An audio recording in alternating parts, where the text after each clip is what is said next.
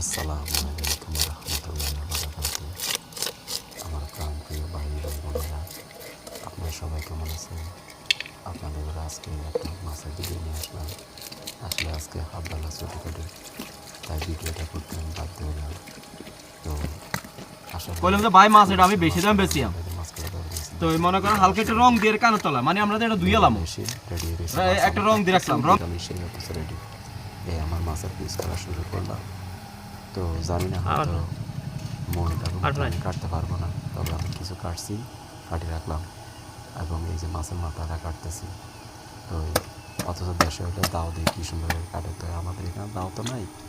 এই ছুরিটির দিয়ে কোনোরকমভাবে বাবুরে বিদেশের মাটি কোনোরকমভাবে দিন কাটালের কথা।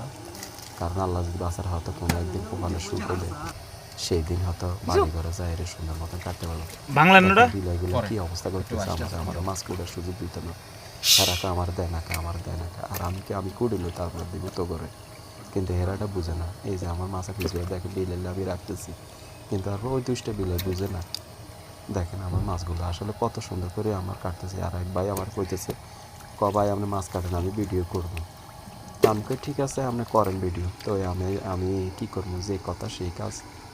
আমি কাটতেছি, এ ভাই ভিডিও করতেছে। তো আমার মাছ কাটা অলরেডি শেষ।